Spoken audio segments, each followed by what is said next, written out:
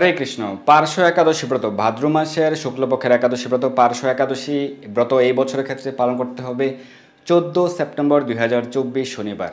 তো আপনারা সকলে অবশ্যই সঠিক দিনে এই ব্রত পালন করুন। সারা পৃথিবীর সকল স্থানেই এই ব্রত একই দিনে পালন করতে হবে এই বছর 14 সেপ্টেম্বর শনিবারে।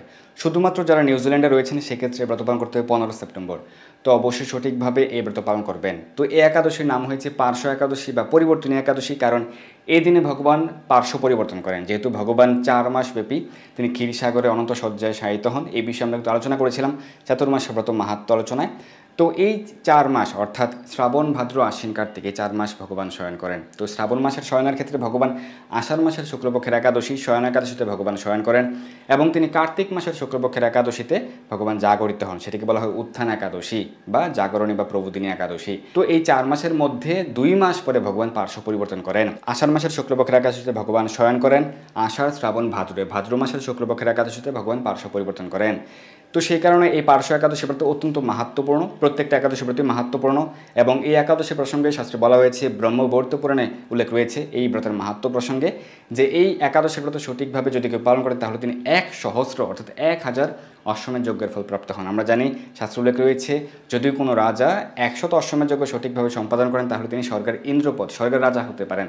কিন্তু এই একাদশী ব্রত সঠিকভাবে পালন করলে আপনি 1,000 অশ্বমেধ যজ্ঞের ফল প্রাপ্ত হতে পারবেন সকলেই। এইভাবে এই একাদশীকে আরও বেশি মাহাত্ম্যপূর্ণ করা হয়েছে শাস্ত্রে, যাতে আমরা সকলে অনুপ্রাণিত হতে পারি। কিন্তু ভক্তগণ কিন্তু ফল লাভের জন্য নয়, শুধুমাত্র ভগবানকে সন্তুষ্ট করার জন্য প্রত্যেকটা একাদশী ব্রত পালন করেন।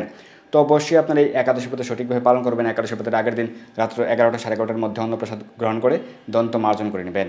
একাদশীতে যাদের পক্ষে নির্জল উপবাস পালন করা সম্ভব সেটি সর্বোত্তম। যদি সম্ভব না হয় আপনারা ফলমূল আদি গ্রহণ করে প্রত্যেকটা একাদশী ব্রতই পালন করতে পারবেন। ফল, জল, দুধ, কাজু বাদাম, কাঠবাদাম, মিষ্টি আলু সেদ্ধ, আলু সেদ্ধ, আলু কুমড়া সবজি, আলুর পায়েস, সাবুদানা ফ্রাই প্রভৃতি গ্রহণ করে আপনারা প্রত্যেকটা একাদশী ব্রতই পালন করতে পারবেন। একাদশীতে আপনারা বেশি বেশি হরিনাম জপ করবেন, হরিনাম কীর্তন করবেন, মঙ্গলারতি করতে পারেন, এবং ভগবানের চরণে তুলসীপত্র পুষ্প অর্পণ করবেন, তুলসীতে জল দান করবেন, বেশি বেশি শাস্ত্র অধ্যয়ন করবেন, শ্রীমদ্ ভগবদ গীতা, যথাযথ শ্রীমদ্ ভাগবত প্রভৃতি শাস্ত্রগ্রন্থ অধ্যয়ন করবেন, এবং নির্দিষ্ট একাদশী ব্রত মাহাত্ম্যটি পাঠ করবেন। এই একাদশীতে আপনারা পার্শ্ব একাদশী ব্রত মাহাত্ম্যটি পাঠ করতে পারেন। এইভাবে আপনারা প্রত্যেকটা একাদশী ব্রত পালন করতে পারেন ভগবানের প্রীতিবিধানের জন্য। তো এই পার্শ্ব একাদশী ব্রত আপনারা সকলে পালন করবেন, আপনার পরিবারের পরিজন, বন্ধু বান্ধব, আত্মীয় স্বজন সকলকে অনুপ্রাণিত করবেন যেন সকলেই প্রত্যেকটি একাদশী ব্রত পালনের মাধ্যমে ভগবানের সন্তুষ্টি বিধান করতে পারে। ধন্যবাদ সবাইকে। হরে কৃষ্ণ।